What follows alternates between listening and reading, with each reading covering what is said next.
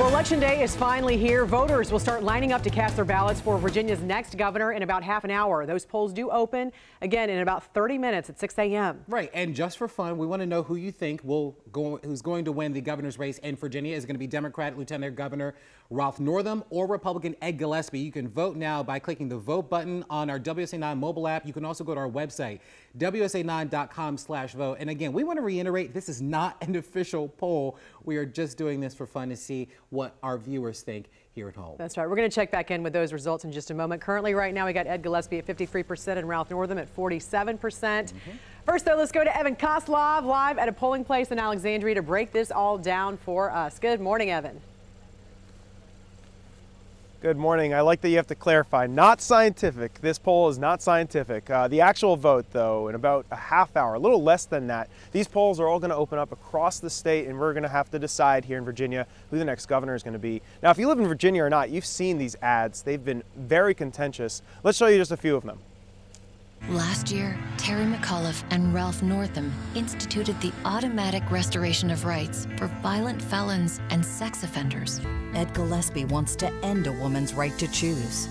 Ed Gillespie would put the government in charge of a woman's personal decisions. MS-13 is a menace. Yet Ralph Northam voted in favor of sanctuary cities that let dangerous illegal immigrants back on the street, increasing the threat of MS-13.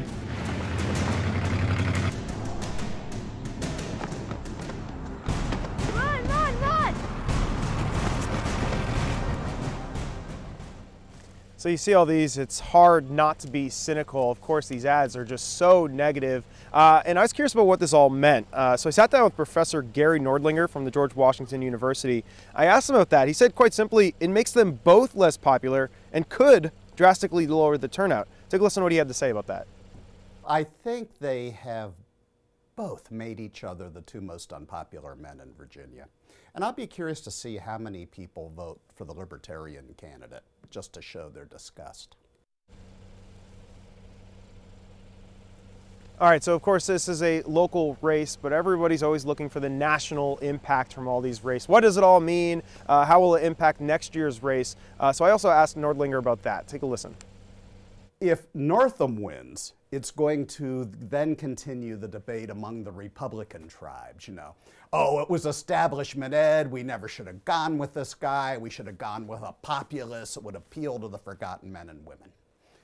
If Northam loses, it'll be the same on the Democratic side. You know, the Bernie Sanders type Democrats. See, I told you this guy was milquetoast, he has no passion, he doesn't stand for anything. And it'll be the same old, same old.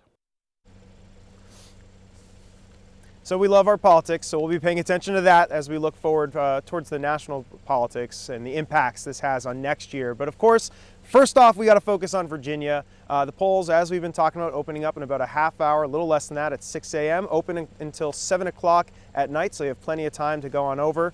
At 7:30 in the morning, we've been talking about this. Ed Gillespie is going to be right here at the Washington Mill Elementary School. That's at 7:30. We're going to broadcast that live on Facebook if you want to see and see if he has any comments on it. All right, guys, let's check in on that informal, not scientific poll that we've been holding at WSA9. Right, that we're just doing for fun, right? Well, currently, Evan, we've got Ed Gillespie at 46% and Ralph Northam at 54%. Keep voting, folks. We're going to check back in a little later